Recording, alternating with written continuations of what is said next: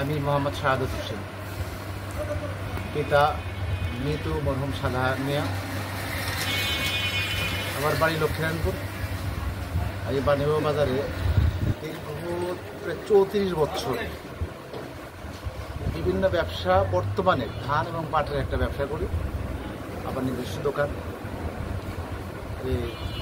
এই বাজারে কত যে নির্বাচনটা হয়, এই নির্বাচনের পূর্বে যে নির্বাচনটা, ওই নির্বাচন পরিচালনা কমিটিতে আমি দায়িত্ব পালন করি। সাবেক চেয়ারম্যান শেখ গোলাম মোস্তফা বাচ্চু এবং চঞ্চল ঠাকুর হক সোহেল সমন্বয়ে আমাদের একটা কমিটি হয়। ওই কমিটির মাধ্যমে আমরা একটা নির্বাচন দিই। দীর্ঘদিন নির্বাচন না হয়, এই নির্বাচনটা করতে যে আমাদের অনেক পরিশ্রম করতে হয়। তারপরেও নির্বাচনটার একটা পর্যায়ে মামলা হয় নির্বাচন বানচালের সাথে। আমরা সেই শক্ত হাতে সেইটাকে মোকাবেলা করি এবং নির্বাচন আমরা সুষ্ঠুভাবে বের করে নিয়ে আসতে পারি। পরবর্তীতে যে কমিটিটা আসে, এই বাজারে দীর্ঘদিন অনেক বাণীবাবু বাজারটা রাজবাড়ির প্রাচীনতম একটা বাজার, অনেক বড় একটা বাজার, অনেক সমস্যা বাণীবাবু বাজারে আছে। যে কমিটিটা আসে, এই কমিটিটা কিছু অংশ করে, তো তাদের যে কার্যক্রম, এটা তাদের বিরুদ্ধে কথাটা বলার কোনো সুযোগ আমার নাই। আমি এটা করি না, এটা আমার অভ্যাস নাই কারো বিরোধিতা করে কথা বলার মতো। তবে তাদের যে কার্যক্রম, অনেকেই এটা খুশি, কেউ খুশি না, কেউ বিভিন্ন কারণ আছে, এটা তাদের বিষয়। আমার পরিকল্পনা, আমি আর দীর্ঘদিন বাজারে ছিলাম বা আসি, নির্বাচনে আসি।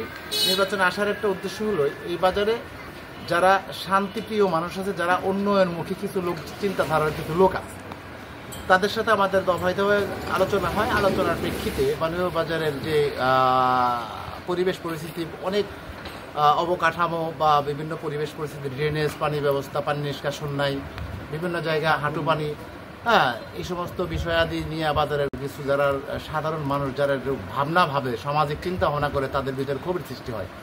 সেই ক্ষোভের জায়গার থেকেই আমাদের এই নির্বাচনে আসার প্রক্রিয়াটা হয়। তো আমি আশা করি আমাদের সাথে যারা আছেন, আপনার যদিও কথাটা আসলে রাজনৈতিকভাবে চলে আসে, আমি সেভাবে কথা নেব না।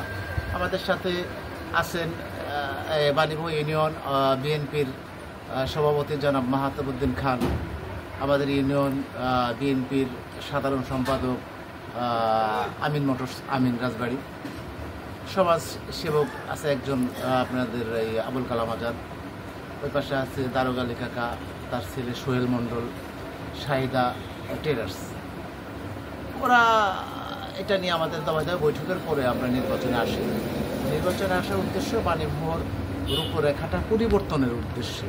আমি আশা করি আমাদের যে চিন্তা ভাবনা, আমাদের যে যারা আছে আমাদের নির্বাচন পরিচালনা, তাদের স্বপ্ন, তাদের কল্পনা, বাজারটাকে ঢেলে সাজানো, অ্যানালগ থেকে ডিজিটাল থেকে আপনার আসতেছে হলো, এটার কি বলা হয় হলো স্মার্ট।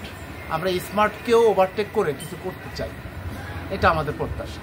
তো সেই হিসাবে ভোটারদের কাছে যাই, ভোটারদের যথেষ্ট সাড়া পাওয়ায় আমরা নির্বাচন করার জন্য প্রস্তুতি নিই এবং আমি প্রার্থী করি।